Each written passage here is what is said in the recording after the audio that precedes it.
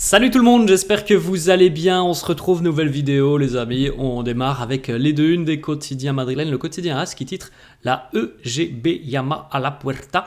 Hendrik, Güler, Brahim, voilà le trio qui ouvre la porte, qui frappe à la porte à l'heure actuelle du côté de Madrid, avec une entrée très très positive de Brahim Diaz, une entrée très positive de Hendrik avec au final très peu de minutes et une titularisation pour Arda Güler sur cette rencontre face à Valladolid. Voilà, on a effectué quelques rotations. Alors évidemment, il y a eu aussi la blessure de Bellingham qui a joué, mais ça pourrait peut-être se poursuivre un petit peu sur ce match face à Las Palmas ce jeudi. On va regarder la première compo d'équipe probable de quotidien Relevo dans quelques instants. Il semble que Güler aura de la continuité, donc affaire à suivre jeudi. En tout cas, voilà, il y a des choses très très positives et il ne faut pas se cantonner à se dire que l'on n'a que Mbappé et Vinicius, même si, comme on l'a évoqué hier, ça semble quand même assez peu probable que Mbappé et Vinicius deviennent des joueurs de rotation. C'est inimaginable à l'heure actuelle. On enchaîne avec la une du quotidien Marca qui titre Sueño cumplido. Le rêve est réalisé pour Hendrik, qui a célébré donc son premier but sous les couleurs du Real au Bernabéu.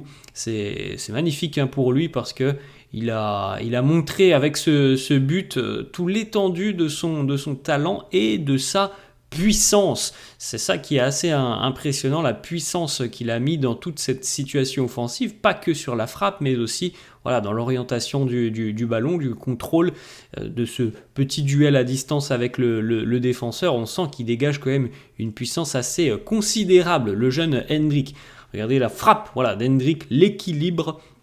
Et puis il faut aussi se dire qu'il marque avec le pied droit, qui n'est pas son pied fort. C'est pas le pied fort de Hendrik, et pourtant, les amis, si vous avez vu le but, il y a quand même beaucoup de puissance dans ce pied droit. Certains attaquants ne sont pas très à l'aise parfois avec leur pied faible. C'est pas le cas d'Hendrik, visiblement, si il est capable d'envoyer des frappes comme ça avec son pied droit. Ça doit être quelque chose aussi d'assez fort lorsqu'il utilise le pied gauche. Hendrik au Bernabéu, c'est 55 minutes de jeu pour 2 buts inscrits, puisqu'on s'en souvient, il avait marqué avec la sélection brésilienne il y a quelques semaines en arrière, quelques mois en arrière, lorsque le Brésil était venu affronter l'Espagne. Hendrik avait déjà marqué du côté du Bernabéu. Il a récidivé pour ses premières minutes au Bernabéu en Liga avec le Real. Une petite information du quotidien Relevo sur la méthode de travail d'Hendrik. C'est un gros travailleur. Encore une fois, hier, il y avait day off pour les joueurs, donc pas d'entraînement. Et Hendrik a de nouveau reposté des photos où on le voit en salle de musculation hier. Hendrik et son aventure ont démarré déjà il y a quelques mois en arrière, lorsqu'il s'est rendu à Madrid pour en apprendre un peu plus sur la méthode Vinicius, la méthode de l'un de ses coéquipiers, puisqu'il prend vraiment exemple et beaucoup exemple sur ses coéquipiers brésiliens, ceux qu'il côtoie le plus, évidemment aussi avec la sélection, donc Vini et Rodrigo notamment. Il a découvert la méthode qui fait que Vinicius performe au plus haut niveau, les méthodes de récupération aussi entre les matchs, et le fait aussi de manager, de savoir cadrer les choses lors de son temps libre.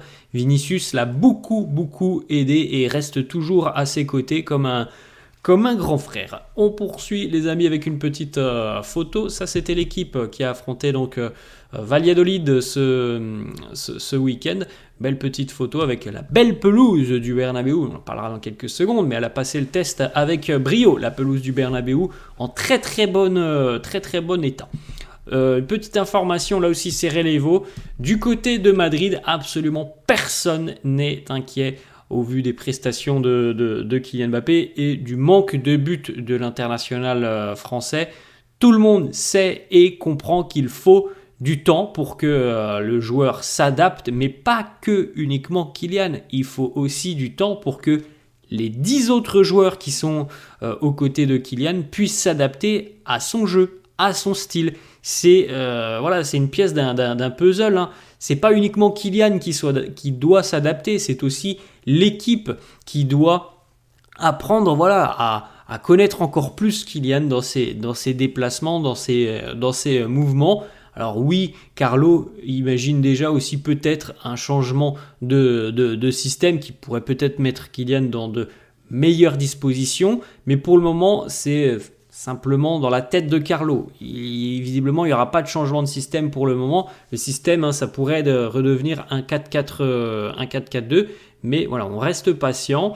Il y a besoin de rythme et de match. Ça, voilà, c'est dit, c'est annoncé, les amis. Il faut pas se tromper là-dessus. Il faut pas dire après 2 matchs, Mbappé à Madrid, ça va pas fonctionner. Non, c'est pas comme ça que ça se passe.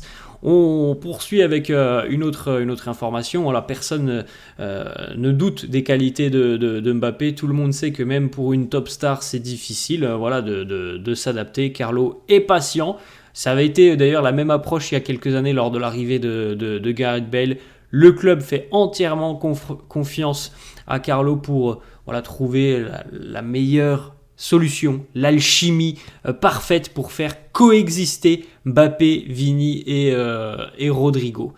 On enchaîne les amis avec une petite photo de la séance d'entraînement de la veille où on avait donc les joueurs qui sont revenus en fin d'après-midi. Alors pour ceux qui ont participé à la rencontre, c'était séance allégée. C'est pour ça que tout à l'heure je vous ai dit pour Hendrick, c'est pas tout à fait day off, mais pour ceux qui ont participé à la rencontre de dimanche, c'était en grande partie séance très, très allégée. Petite photo, là, Vinicius. Petit running tranquille sur le terrain pour Vini et Dani Carvajal que l'on retrouve juste derrière lui. La pelouse du Bernabéu, donc qui a passé ce premier test de la saison avec brio et succès. La pelouse était en excellente condition pour cette première rencontre.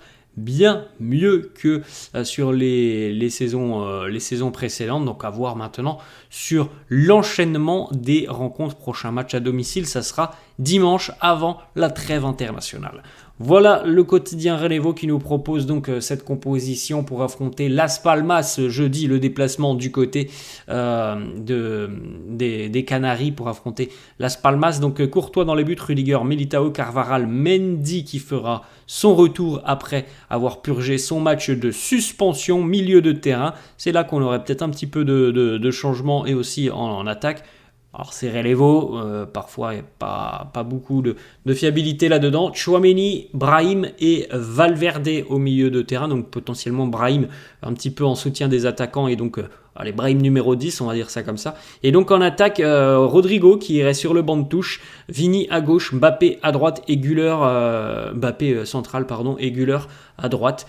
Voilà, affaire à suivre, on aura les autres compos d'équipe peut-être demain ou après-demain, évidemment, logiquement, les compos du quotidien AS et Marca.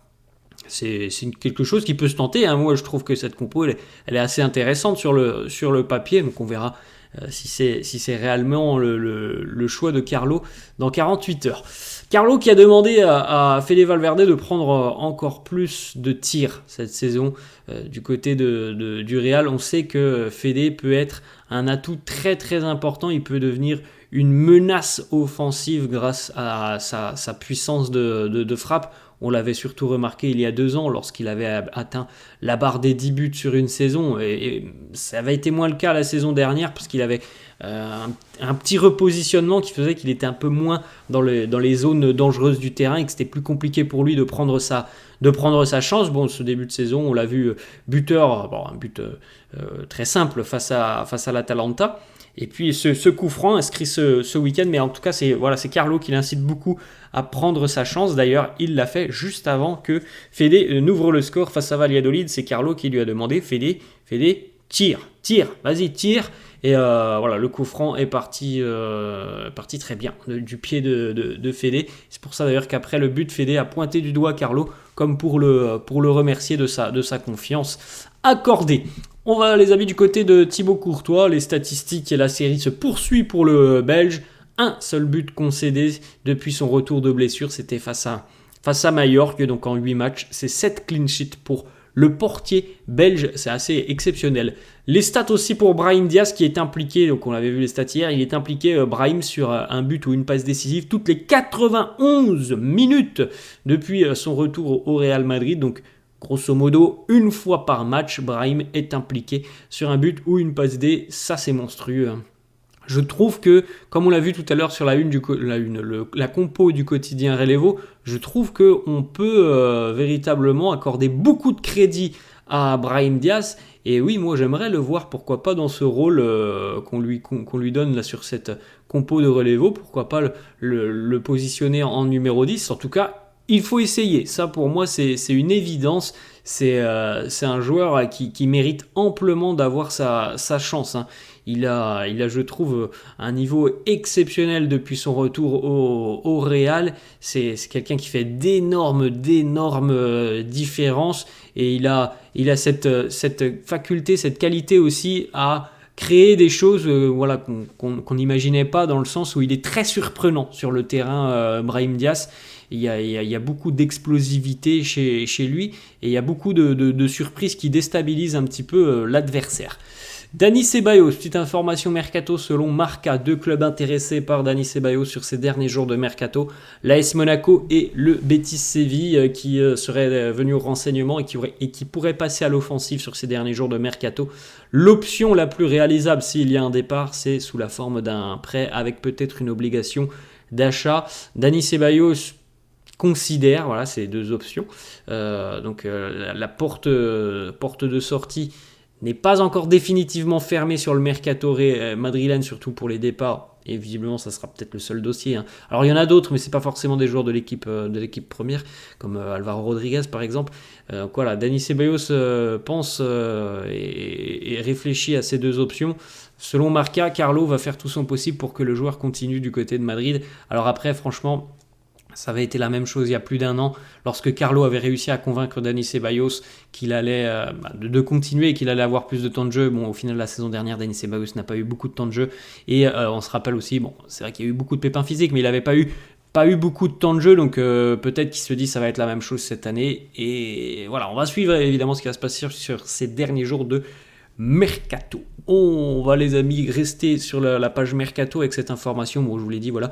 Là, il y aura peut-être aussi un départ, même très imminent selon plusieurs médias, le départ du jeune attaquant Alvaro Rodriguez, alors qu'il devrait rester tout de même en Liga du côté de Retafe, et peut-être aussi que le Real gardera une clause de rachat sur son départ. La petite information, la Ligue des Champions, tirage au sort jeudi, les amis, tirage au sort jeudi, donc jour de match. Je ne sais pas si je vous ferai une vidéo matinale ou si on fera une vidéo l'après-midi sur le tirage au sort. Peut-être qu'on fera une vidéo sur le tirage au sort de la Ligue des Champions. En tout cas, regardez un petit peu les primes que vont toucher les équipes engagées en LDC. Donc c'est à peu près 18,5 millions d'euros pour les 36 équipes qui sont en phase de groupe, 2 millions de plus pour chaque victoire, 700 000 euros pour chaque match nul, et puis évidemment il y a des bonus à chaque fois, suivant les performances. Plus tu vas loin, évidemment, plus tu touches d'argent. Et c'est ce qui arrive au Real, qui en général va très loin. À minimum, c'est souvent demi-finale pour le Real. Et régulièrement, on retrouve aussi les merengues soulever la coupe aux grandes oreilles.